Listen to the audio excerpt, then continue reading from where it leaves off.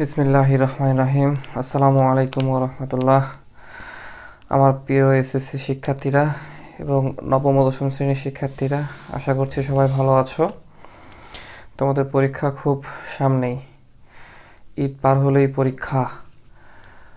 আচ্ছা, যাই হোক, সবার জন্য শুভকামনা রইল। সবাই ভালো করে পড়ালেখা করো, মন দিয়ে পড়ালেখা করো, এই কামনা রইল। আচ্ছা, তো আজকে আমি তোমাদের একটি ছোট্ট বিষয় নিয়ে ক্লাস নিব। সেটা হচ্ছে মৌলিক সংখ্যা এবং মূলদ সংখ্যা নিয়ে। মূলদ সংখ্যা কাকে বলে, কিভাবে চিনব, মৌলিক সংখ্যা কাকে বলে, কিভাবে চিনব, এই বিষয় নিয়ে আজকে হালকা করে আলোচনা করতে চাই। জানি তোমরা সব জানোই সব, এরপরও আলোচনা করতে চাই। আচ্ছা, এটা এসএসসি পরীক্ষার্থীদের জন্য ভালো হবে এই ক্লাসটি, এবং বিশেষ করে যারা নবম ও দশম শ্রেণীতে অধ্যয়ন করছো বর্তমানে, তাদের জন্য এই ক্লাসটি বেশি ইম্পর্ট্যান্ট। চলো আমরা ক্লাসটি শুরু করি। আচ্ছা, আমাদের অধ্যায়ের নাম হচ্ছে বাস্তব সংখ্যা। তো বাস্তব সংখ্যা বলতে আমরা কি বুঝি আসলে? রিয়েল নাম্বার, তাই না?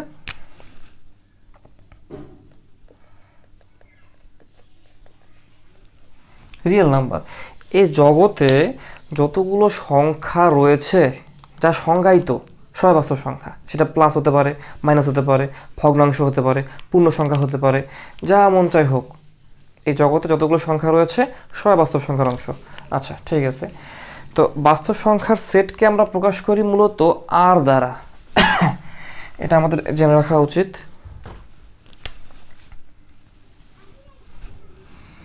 তো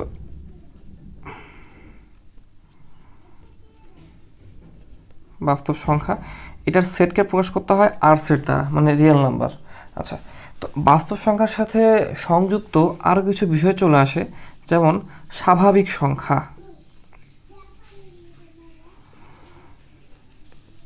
এটার সেটকে প্রকাশ করি আমরা এন দ্বারা।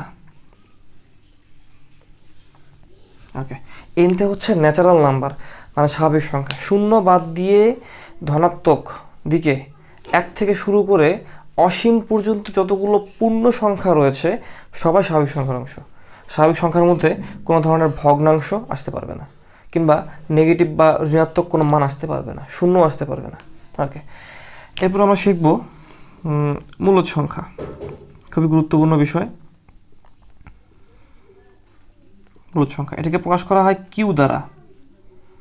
কিউ দ্বারা প্রকাশ করা হয় মূলদ সংখ্যা। আমরা শিখবো এটা।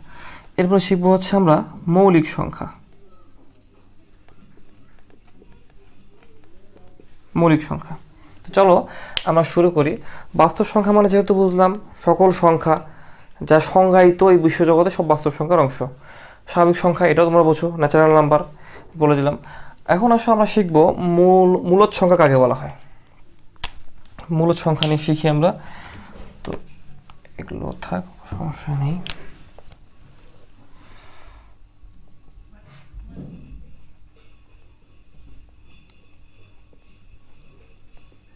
মূলদ সংখ্যা। আচ্ছা, মূলদ সংখ্যার সংজ্ঞাটি হচ্ছে, তোমরা চাইলে লিখে নিতে পারো, যে সকল সংখ্যাকে পি বাই কিউ আকারে প্রকাশ করা যায়, যেখানে Q does not equal to 0, সে সকল সংখ্যাকে আমরা মূলদ সংখ্যা বলতে পারি। অর্থাৎ তুমি যে কোনো সংখ্যা চিন্তা করে নাও।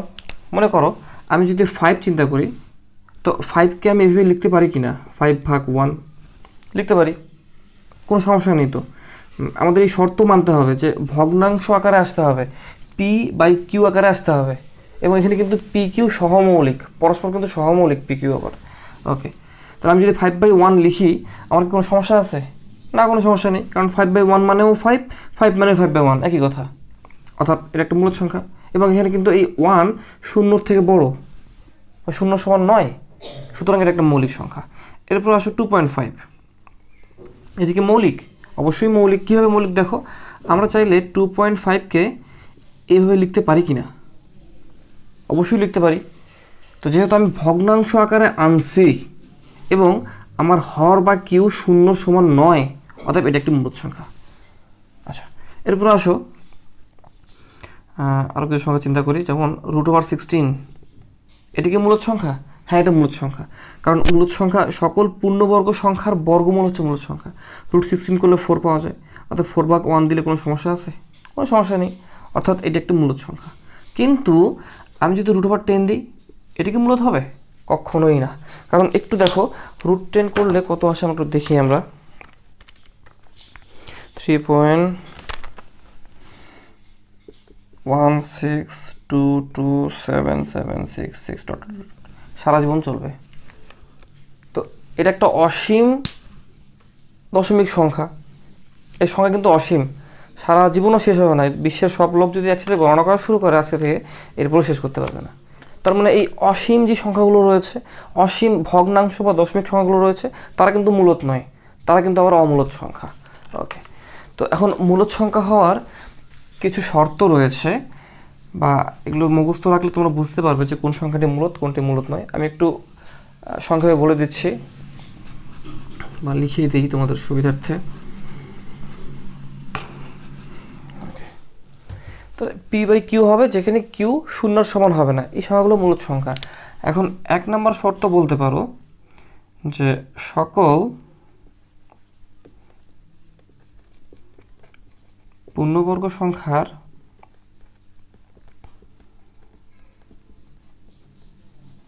বর্গমূল একটি মূলদ।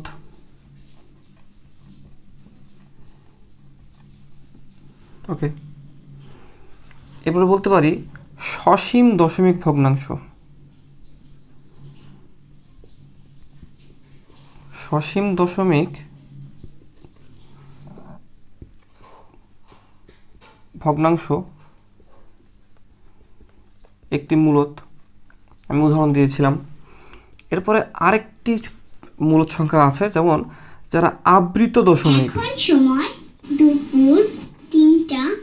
যারা আবৃত দশমিক ভগ্নাংশ, তারাও কিন্তু মূলদ। এখন আবৃত দশমিক কী জিনিস আমরা কিন্তু পৌনপুনিক নিয়ে পড়ালেখা করেছিলাম, বা পৌনপুনিক কী জিনিস আমরা জানি। যেমন মনে করো যে 2.343434 যদি সারা জীবন চলে, আমরা কি সারা জীবন লিখি? না, লিখি না। আমরা লিখি 2.34 পৌনপুনিক, তাই না? তো এই যে পৌনপুনিক লিখলাম না, এটা কিন্তু একটা আবৃত সংখ্যা, অর্থাৎ সকল আবৃত সংখ্যাই হচ্ছে মূলদ সংখ্যা। কিভাবে হয় আমরা ভাঙায় দেখবো একটু পরে, আজকের ক্লাসেই দেখবো আমরা, সমস্যা নেই। আচ্ছা, সসীম দশমিক মূলদ সংখ্যা, তারপরে সকল পূর্ণ সংখ্যা,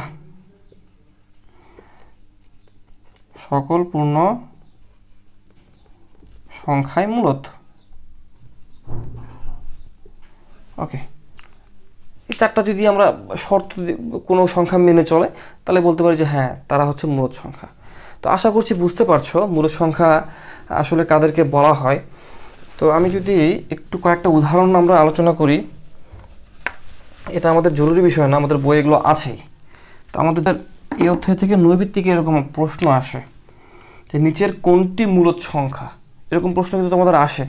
একটু দেখো, √3 ভাগ √27,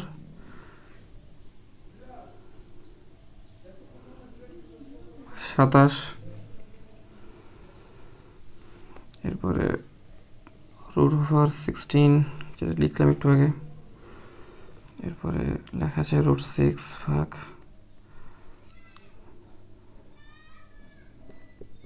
72। এখন দেখো √3 এটাকে যদি আমরা বর্গমূল করি, আমাদের কোনো পূর্ণ বা সসীম দশমিক আসবে না। আমাদের কত আসে একটু দেখি আমরা। √3 করলে 1.73205 ... চলতে থাকবে, সারা জীবন চলবে। অতএব যেহেতু এটা অসীম দশমিক সংখ্যা, অতএব এটা মূলদ সংখ্যা নয়। এটা ক্লিয়ার? মূলদ সংখ্যা নয় এটা। এরপর আসো 2 নম্বর সংখ্যাটা, এটা কি মূলদ? দেখে মনে হচ্ছে না, এটাও মূলদ না, কারণ √3কে তো বর্গমূল করা যায় না, √7 বর্গমূল হয় না। মনে হচ্ছে মূলদ, কিন্তু আমাদের উচিত এটা ভাঙ্গায় দেখা। একটু ভাঙ্গায় চলো, √3 থাক। √27কে কি আমরা এভাবে ভাঙাতে পারি না? 3 গুণন 3 গুণন 3, অবশ্যই পারি। 3 3 9, 3 9 27 লেখা যায়। ওকে, √3 ভাগ √3 গুণন √3, শুধু 3, তাহলে 3 √3, অর্থাৎ এই দুটো যদি কেটে দাও তাহলে 1/3 আসে। এটা কিন্তু একটা মূলদ সংখ্যা, দেখেছো? এটা একটা মূলদ সংখ্যা কিন্তু। আচ্ছা, এরপর √16, এটাকে বর্গমূল করলে 4 পাওয়া যায়, এটা একটা মূলদ সংখ্যা। ওকে, এরপর √6 ভাগ √72, এটা কি মূলদ সংখ্যা? আমাদের এটার মতো করে সেম এটাকেও ভাঙাতে হবে। তোমরা একটু ভাঙিয়ে ফেলো, দেখো √6 থাক তার মতো করে, 72 রয়েছে। আচ্ছা, আমি কি 72কে এভাবে লিখতে পারি? 36 লিখতে পারি কি না? অবশ্যই লিখতে পারি। ওকে, √6 ভাগ 6, √6 এর 6 হয়, আর আছে √2। আমাদের আর একটু ভাঙানো উচিত। দেখি, আমরা যদি উপরে 3 গুণন 2 দিই, নিচে হচ্ছে 6√2, তাহলে √3 গুণন √2, নিচে 6√2 কাটলো, বাট এই √3/6 থাকলো। এটাকে আর ভাঙানো যায় না, যেহেতু রুট থেকেই গেল, অতএব এটা কিন্তু মূলদ সংখ্যা হবে না, এটা একটি অমূলদ সংখ্যা। আশা করছি বুঝতে পারছো যে মূলদ সংখ্যা এবং অমূলদ সংখ্যা আমরা কীভাবে নৈবিত্তিকের জন্য, এগুলো প্রশ্ন মূলত নৈবিত্তিকে আসে, নৈবিত্তিকে কীভাবে সলভ করা যায়। তো তোমরা অপশন, প্রত্যেকটা 4টা অপশনের মধ্যে প্রত্যেকটাই ভাঙা দেখবা যে কোনটা ভাঙাইলে আসলে এরকম ভগ্নাংশ আকারে আসে, যেখানে রুট থাকে না। যদি আসে তাহলে সেটা মূলদ, আর যদি না আসে তাহলে সেটা অমূলদ। ওকে, আচ্ছা, আশা করছি এইটুকু বুঝতে পারছো। এরপরও যদি না বুঝে থাকো অবশ্যই জানাবে, আমি এটা নিয়ে আরও বিস্তারিত ক্লাস নিব যদি না বুঝে থাকো। আর বুঝতে পারলে তো খুব ভালো। ওকে,